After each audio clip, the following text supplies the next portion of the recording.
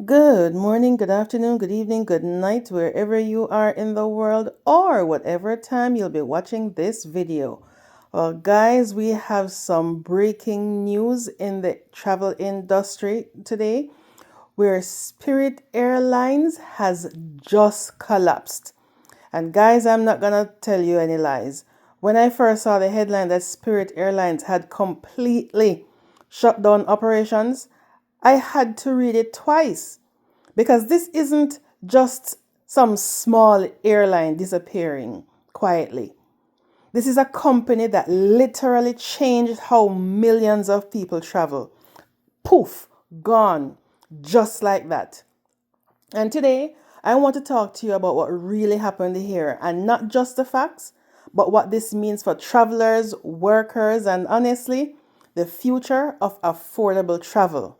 Because if you think this is just about one airline going under, you might be missing the bigger picture.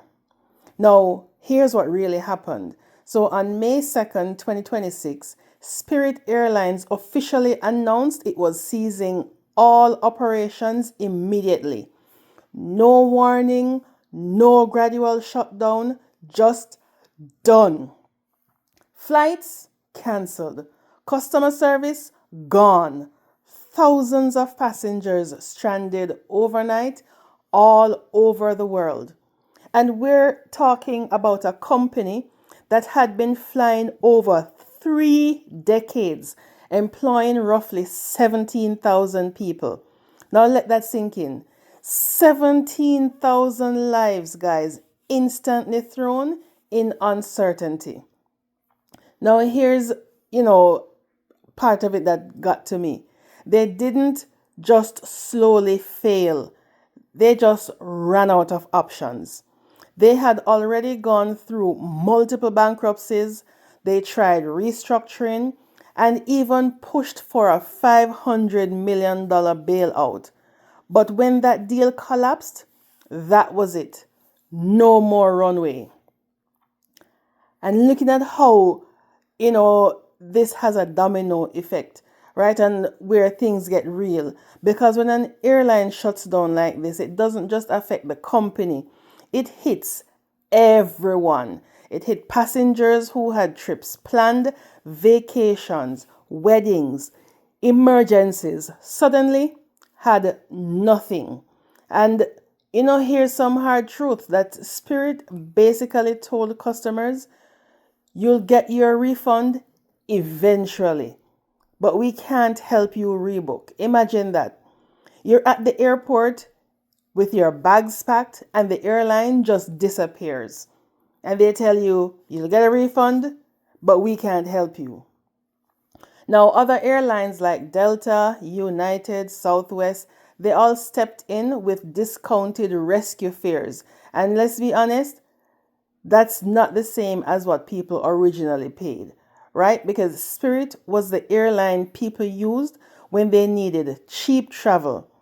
Now that option is gone. And I keep thinking, who gets hit the hardest? It's not the luxury travelers.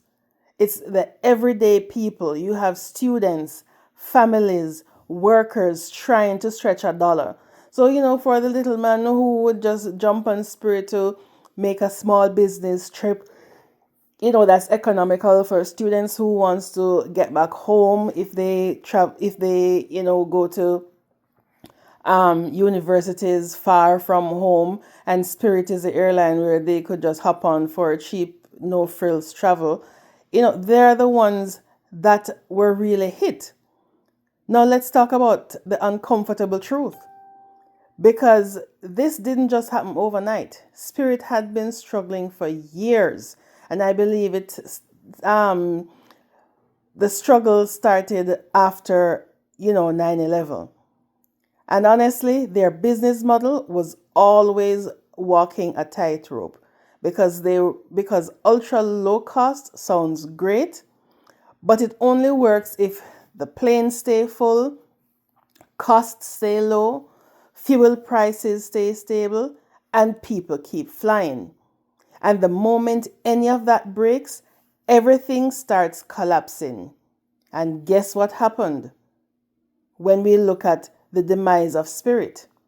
Fuel prices skyrocketed, partly due to global conflicts.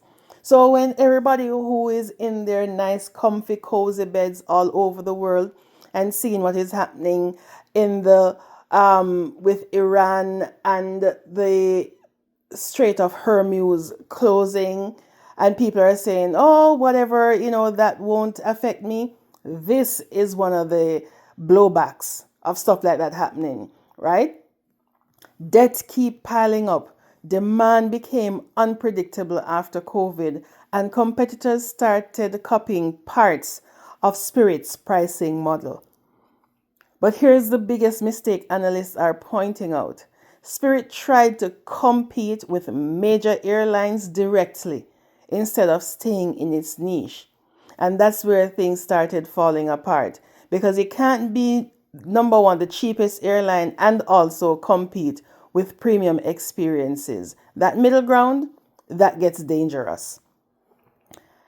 What a lot of people also don't realize is that Spirit might still be alive today if a merger had gone through.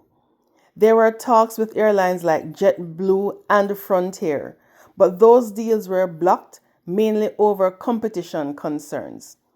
And this is where things also got controversial, because regulators were trying to prevent airline monopolies. But in doing that, did they unintentionally kill a company?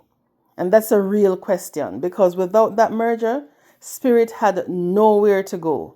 No partner, no backup plan. Now, let's bring this back to you, the passengers, because this is where it's going to hit home for you. Because Spirit, as I said, it just wasn't an airline. It was the budget pressure valve for the entire industry. It kept prices low. It forced bigger airlines to compete. And now that pressure is gone. Experts are already warning that ticket prices could rise, especially on routes Spirit dominated like Florida and the Caribbean.